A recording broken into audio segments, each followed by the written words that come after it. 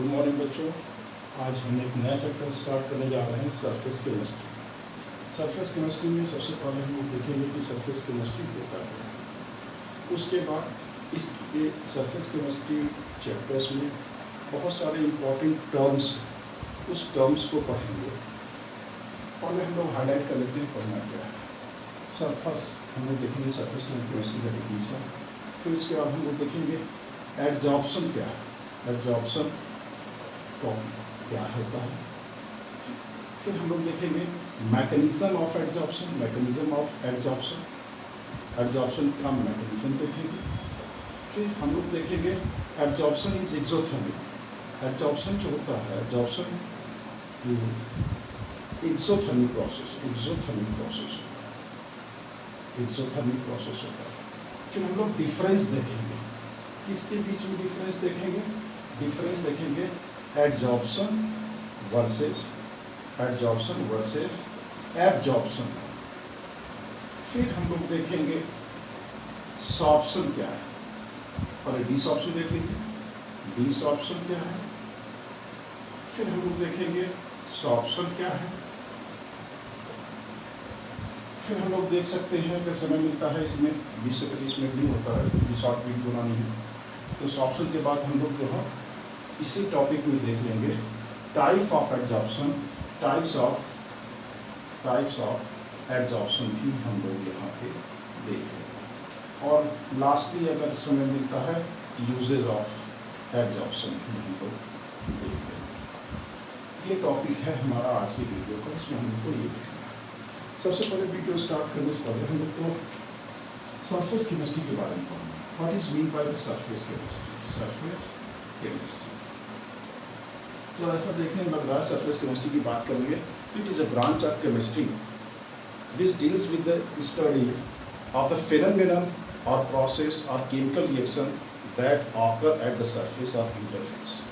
वह प्रोसेस जो इंटरफेस पे हो या सरफेस पे हो, उस ब्रांच ऑफ केमिस्ट्री को बोलेंगे surface chemistry. Means it mainly deals the process, it mainly deals the process occurs eight, कहाँ होता है, ऑकर्स एट सरफेस, सरफेस पे हो या इंटरफेस पे हो, इसी को कहेंगे कॉर्ड, ठीक है, इसी को कहेंगे सरफेस केमिस्ट्री। अब सरफेस केमिस्ट्री कहाँ इन्वॉल्व है, कौन कौन से प्रोसेस, कौन कौन से रिएक्शंस सरफेस पे होते हैं, ये आपको देखना है। तो इसके लिए हम लोग सरफेस केमिस्ट्री कहाँ कहाँ इन्वॉल्व है, तो हम लोग देख सकते हैं। पहला ये कैटेलिसिस, कैटलिस्ट कैसे काम करता है। कैटलिसिस की प्रक्रिया में हम लोग जानते हैं पहले क्या होता है कि catalyst simply provide the surface area for the absorption of the gases, absorption of the absorbent, जो भी एब्जॉर्बेंट है उसको it simply provide the surface area.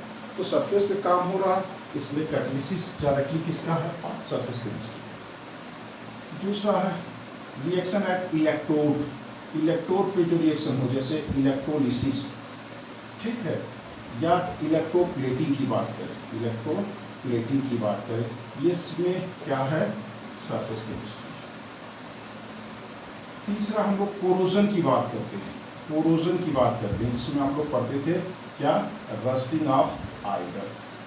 Iron की रस्टिंग कहाँ होती है, आयरन की रस्टिंग सरफेस पे होती है, इसलिए भी ये सरफेस केमिस्ट्री का पार्ट है। इसी तरह और भी आप पार्ट देख सकते हैं, क्या, क्रिस्टलाइजेशन, क्रिस्टलाइजेशन इज, क्रिस्टलाइजेशन ये भी एक सरफेस फिनोमेना है। ये हमेशा कहाँ पे होगा, सरफेस पे होगा।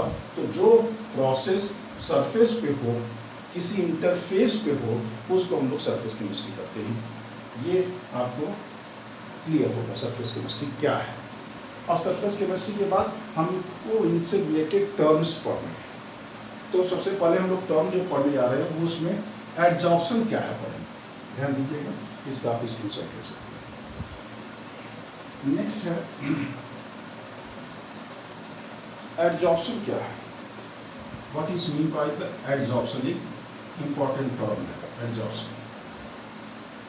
It is the process of attraction. It is a phenomena of attraction and retention of molecules, retention of the molecules at surface. As the result, the concentration of the molecules is more at the surface than their bulk is known as adsorption. यह वह प्रक्रिया है कि molecules को attract करके अपने surface पे retain करे, जिससे कि कंसंट्रेशन मॉलिक्यूल्स का सरफेस पे ज़्यादा हो than their body, than their bulk, उसको हम लोग कह सकते हैं क्या, एडजॉर्प्शन। तो एडजॉर्प्शन को लिखने की ज़रूरत नहीं है, हम लोग देख रहे हैं क्या है कि एडजॉर्प्शन होता क्या है। अब इनके एग्जांपल्स को भी हम देख सकते हैं, या थोड़ा सा आप लिखना चाहें तो लिख सकते हैं। क्या हम बोल देते हैं, it is a process of attraction and retention of the molecules at the surface of the body. Therefore, the concentration of the molecules is more at the surface than their bulk is known as adsorption. इसी को adsorption करते हैं। अब हम इतना नहीं लिखना चाहिए, हमको वो आगे काम करना है। तो हम कह रहे थे कि ये adsorption की एग्जाम्पल देखा जाए। ये तो बात हो गई, डिफिनेशन हो गया। पहला अगर हम देखें इसका एग्जाम्पल देखा जाए तो आप ध्यान दो कि सपोज दिस इज इंक। अगर इंक में एक हम चॉक का पीस डाल दें, चॉक है, ठीक है, ये इंक है, तो क्या होगा? तो हम लोग देखते हैं कि when we add the piece of chalk into the ink, ink get adsorb over the surface. ये इंक जो है चॉक की सरफेस पे एडजॉर्ब होगा। एडजॉर्ब होने का मतलब उसके सरफेस पे इंक के पार्टिकल्स ज़्यादा होंगे as compare to inside the body, उसके बॉडी की तुलना में, यानी concentration of ink is more at their surface. इसको हम लोग कहेंगे एडजॉर्प्शन। यानी पहला एग्जांपल इसका हम लोग पढ़ सकते हैं क्या, adsorption of ink over the chalk, piece of chalk. दूसरा हम लोग एग्जांपल देखें, अगर charcoal is good adsorber, most of the poisonous gases get adsorb over the charcoal. Charcoal के ऊपर जो है most of the poisonous gases adsorb हो जाती है। therefore this charcoal is used in the mask of traffic police। तो हम लोग दूसरा एग्जांपल देख रहे थे चारकोल। दूसरा एग्जांपल क्या था कि poisonous gases get adsorbed over the charcoal। Next, poisonous gases get adsorbed over the charcoal, ये हो गया सेकंड। तीसरा हम लोग देख रहे थे सिलिका जेल वाली, सिलिका जेल, ठीक है। Silica gel have property to absorb the moisture present in atmosphere, ये मॉइस्चर को एब्जॉर्ब करता है silica gel. Silica gel get absorbed, which means we can say the silica gel is also good absorber of the moisture from the atmosphere. Similarly, so many examples are there जिसमें हम लोग क्या कर रहे हैं, यहाँ पे एडजॉर्प्शन की एग्जाम्पल देखिए, एडजॉर्प्शन होता क्या है उसके एग्जाम्पल देखिए। अब हम लोग को देखना है मैकेनिज्म ऑफ एडजॉर्प्शन, एडजॉर्प्शन कैसे होता है, एडजॉर्प्शन की मैकेनिज्म की बात करें, यानी मैकेनिज्म की बात कर रहे हैं, मैकेनिज्म ऑफ एडजॉर्प्शन।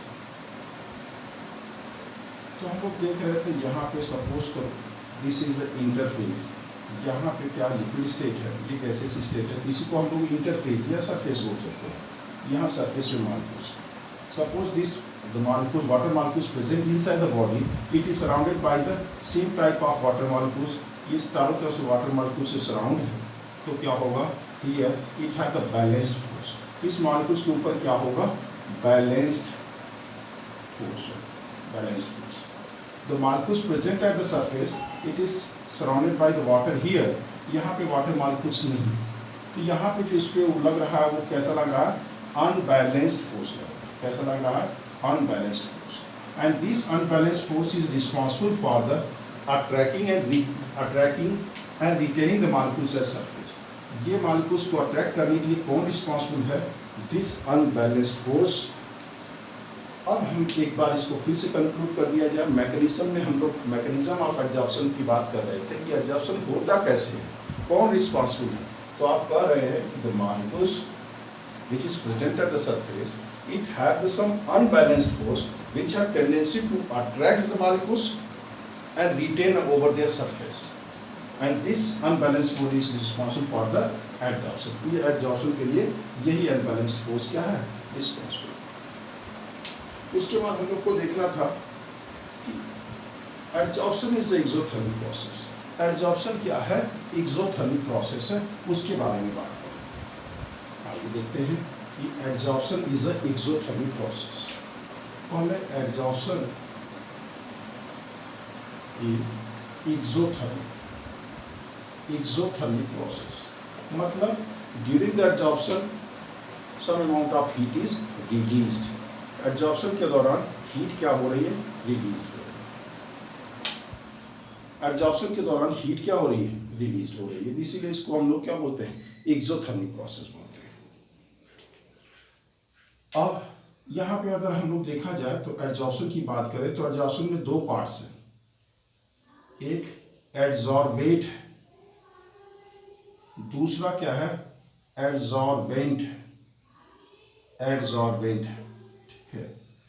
अब adsorbate, the molecules which get adsorbed, that is called the adsorbate. Adsorbent, the substance which provide the surface area for the adsorption, that is called the adsorbate. The substance which provides surface area for the adsorption, that is called the adsorbate. अगर example से समझा जाए, अभी हम लोग ink वाला example देखे थे तो उसमें क्या देखे थे? इंक क्या है? इंक गेट एडजॉर्ब, वो एडजॉर्ब होता है तो इंक क्या हो जाएगा? एडजॉर्बेट। और किसके सरफेस पे हो रहा है? तो ये चौक यहाँ पे क्या हो जाएगा? एडजॉर्बेट। उसी तरह हम गैसेस की बात कर रहे थे, gases get adsorb over the charcoal, तो चारकोल क्या हो जाएगा? एडजॉर्बेट। इसी तरह यहां देख रहे थे कि वाटर मॉलिक्यूल्स, मॉइस्चर से water molecules get adsorb over the silica gel, तो सिलिका जेल क्या हो जाएगा? एडजॉर्बेट हो जाएगा। हमको ये नहीं देखना था एडजॉर्बेट और एब्जॉर्बेंट, हम लोग तो स्टार्ट किए थे ये पोर्शन क्या? Adsorption is the exothermic process. लेकिन एडजॉर्प्शन एक्सोथर्मिक प्रोसेस है, इसको देखने के लिए हमको थोड़ी देर के लिए 11th क्लास में जाना पड़ेगा। 11th क्लास में हम लोग एक चैप्टर थर्मोडायनेमिक्स देखे थे, वहां हम लोग बात करते थे कि फिजिबिलिटी क्या है। स्पॉन्टेनियस रिएक्शन को देखने के लिए हम लोग गिब्स फ्री एनर्जी की बात करते थे, स्पॉन्टेनिटी देखने के लिए कि रिएक्शन फिजिबल है या नहीं है। तो वहां पे गिब्स फ्री एनर्जी से हम लोग देखते थे, और गिब्स फ्री एनर्जी का फार्मूला था delta G is equal to delta H minus T delta S. अब यहां पे आप देखो, हम लोग फिजिबिलिटी की बात करते थे तो बताते थे कि डेल्टा जी क्या होना चाहिए? For any feasible process delta G must be negative. और चूंकि ये भी प्रोसेस हो रहा है, यहां पे भी क्या हो रहा है?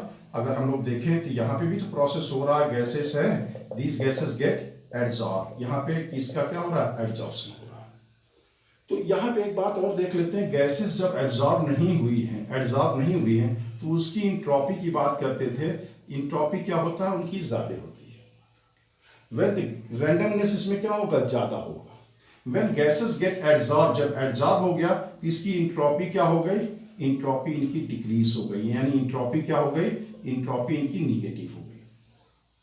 अब इंट्रोपी निगेटिव है, ठीक है, ये डेल्टा एस, इंट्रोपी इनकी निगेटिव है, ठीक है, निगेटिव है, तो ये वैल्यू क्या हो जाएगी? आप देखिए ये वैल्यू क्या हो जाएगी? ये टी डेल्टा डी एस, ये क्या होगा? पॉजिटिव। अब इस वैल्यू को इनको हमको निगेटिव लाना है इस साइड में, ये वैल्यू पॉजिटिव है तो इसका मतलब ये क्या होगा? ये value delta H must be negative, और उसकी भी वैल्यू क्या होगी?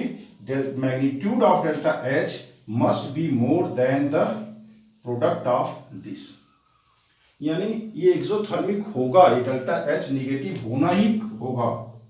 डेल्टा एच निगेटिव का मतलब the process will be exothermic. Exothermic बनाने के लिए एक्सोथर्मिक हो रहा है, इसका मतलब delta H negative. Delta H negative का मतलब the process will be exothermic. तो ये इस तरह से आप बता सकते हैं कि एडजॉर्प्शन इज एक्सोथर्मिक प्रोसेस, आप इससे बता सकते हैं। नेक्स्ट है, हम लोग को डिफरेंस पढ़ना था, एडजॉर्प्शन और एब्जॉर्प्शन का डिफरेंस पढ़ना था। आइए देख लेते हैं उसको भी। तो यहां पे हम लोग को एडजॉर्प्शन है, हमारा ये एब्जॉर्प्शन है, ठीक है। हम लोग एडजॉर्प्शन की बात करते थे तो यहां बताते थे कि concentration of the molecules is more at their surface than their bulk. और यहां पे क्या होता है?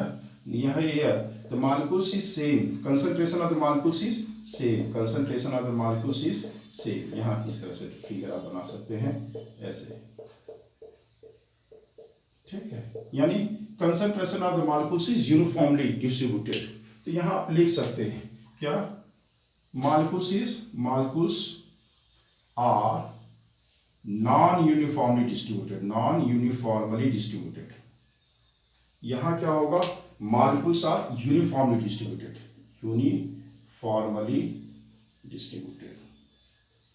ठीक है, ये हम लोग देख सकते हैं।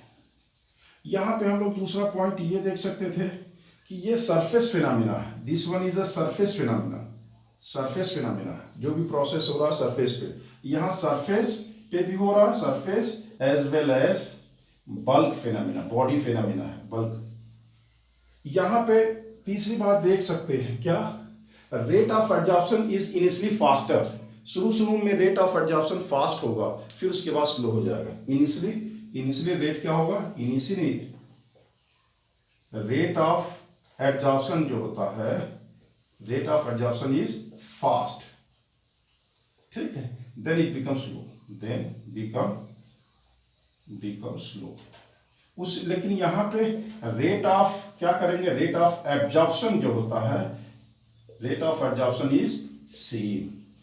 ये रेट ऑफ एब्जॉर्प्शन क्या होगा, सेम। और लगे हम लोग इसके एग्जांपल्स देख लेते हैं। इसके एग्जांपल्स पे एब्जॉर्प्शन के हम लोग देखे थे, क्या देखे थे, poisonous gases get absorb over the charcoal. दूसरा क्या देखे थे, सिलिका जेल मॉइस्चर को क्या करता है, एब्जॉर्ब करता है, उसके सरफेस पे वाटर मॉलिक्यूल्स आपको दिखाई देंगे। इसका एब्जॉर्प्शन का एग्जांपल है एनहाइड्रस कैल्शियम क्लोराइड वाटर को एब्जॉर्ब करता है, यानी वाटर के मॉलिक्यूल्स अंदर तक चले जाते हैं, यानी कैल्शियम क्लोराइड का जो चौक की तरह पीस होता है उसके अंदर तक चले जाते हैं। दूसरा एग्जांपल है absorption of water bye cotton के कप, जो कॉटन वाटर को एब्जॉर्ब करता है, फोम वाटर को एब्जॉर्ब करता है। तो एग्जांपल हो गया absorption of water by the foam, by the cotton, absorption of moisture by the calcium chloride, ये सब एब्जॉर्प्शन के एग्जांपल्स होंगे। उसी तरह दो छोटे छोटे टर्म और हम लोग देख लेते हैं, दो टर्म और देख लिया जाए। डिसऑर्प्शन किसे कहेंगे, डिसऑर्प्शन का मतलब क्या हो गया, रिवर्स ऑफ एब्जॉर्प्शन।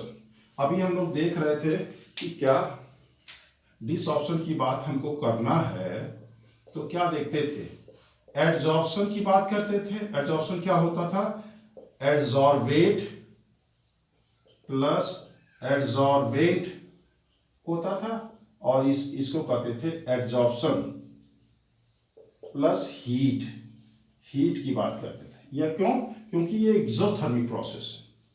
तो क्या करिएगा, एक आप जानते हो अकॉर्डिंग टू ली चैटेलियर्स प्रिंसिपल क्या होता है, ली चैटेलियर्स प्रिंसिपल के अनुसार क्या होगा, when we increase the temperature, जब टेम्परेचर हम लोग इंक्रीज करेंगे तो क्या होगा, equilibrium will shift in backward direction. Equilibrium क्या होगा, बैकवर्ड डायरेक्शन होगा।